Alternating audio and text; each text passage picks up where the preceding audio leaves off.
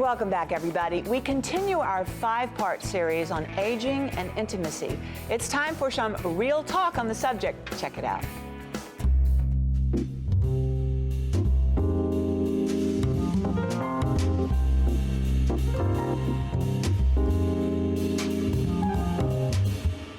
You know, after you get a certain age, you gotta, do something to help it out, to help things out in the bedroom so you can get your groove back. That's an issue I'm starting to have a little bit now, is it little dry vagina thing going on. Of course, my husband describes it as Death Valley with tumbleweeds rolling. And so it's like, get the lube, Right. And you, Missy, just kind of started a little bit with the husband. Well, actually, not yet. Oh, wait. As my mother used to say, just keep on living. It's inevitable. It's inevitable. Right, I can relate to that. I mean, because while I was breastfeeding, so I know what it feels like. So it's good to be prepared. So that if I do face that again, I will have more information this time, and I will do something about it rather than just suffering.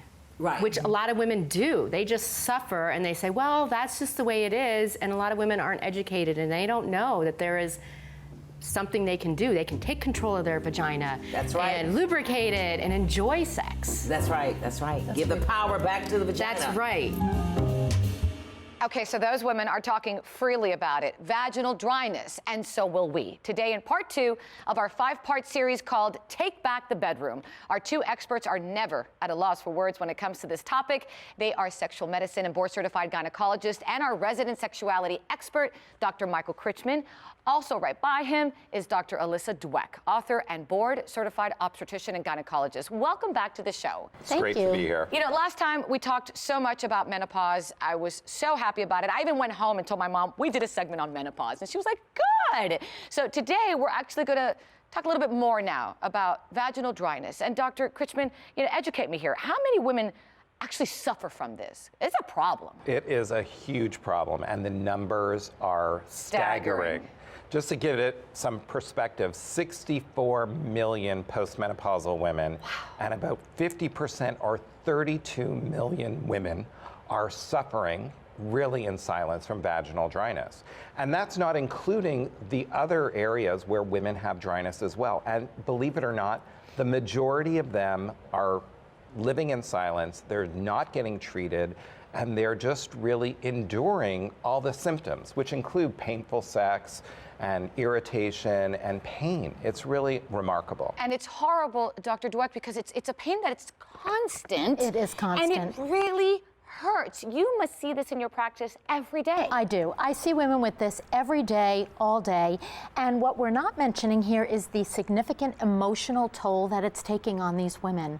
Women are afraid to have sex. They're afraid of the pain. They feel ashamed and embarrassed. They also feel less of a woman because they can't. Sexy. Exactly. So this is really a big issue. And frankly, these women's partners are often very afraid to initiate relations because they don't want to hurt them. So it's really an issue that needs to be solved. And doctor, when I think of vaginal atrophy, vaginal dryness, I think of menopause, but there are other conditions that can lead to it, right? Of course. And just to bring it home, Olga, 8 out of 10 menopausal women are engaging in painful sex. Gosh. That's remarkable.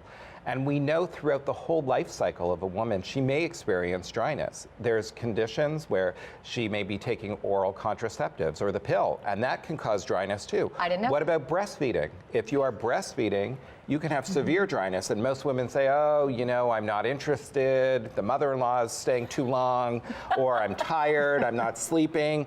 But really, it's a hormonal issue that's affecting the skin. There's also an interesting issue called ignorant lover syndrome. When he doesn't really know the right move and you're not getting aroused, women may have dryness in that case too. So it's not an old woman's condition. Many women of all ages suffer. Wow. Now, doctor, clear something up for me. My grandmother used to tell me, don't put such tight jeans on, it's not good for you. I've heard underwear. Is that true? Does that affect it? This affects some women. Certainly some women, especially women in menopause or women who are in that perimenopausal transition, and they start to become aware of their vulvas and vaginas, and they get sensitive in this area.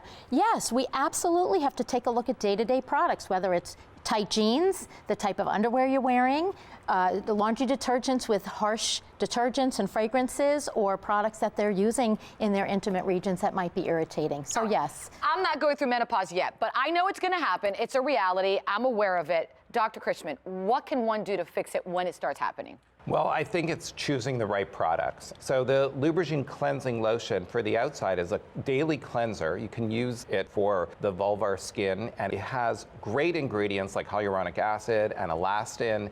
These help maintain the tissue, keep it moist, keep it supple. They also help the elasticity and pliability.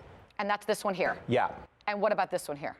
Well, that's the cream that you can put inside. And do you see that it makes a difference, doctor? I see it makes a huge difference, and it's part of an overall regimen for women to take care of their intimate skin. And I can only imagine that when they start using something like this, that woman that was crying, that woman that was in pain is now saying thank you? Yes, they're quite grateful, very thankful, and you know, it's so nice to see somebody go from tears to smiling in your office, and with something simple. Pretty big game changer. Yeah, and it's life-changing. And for our viewers out there who'd like more information, where can they go? You can go to LubrigynUSA.com. Lots of great information, resources there, and really break the silence and start talking about these issues. And I'm so glad we're doing that this morning. Thank you so much. Thank you for the information, Dr. Dweck. Thank you. And of course, if you'd like more information on Lubrigyn cleansing lotion, you can go to our website. That's thebalancingAct.com.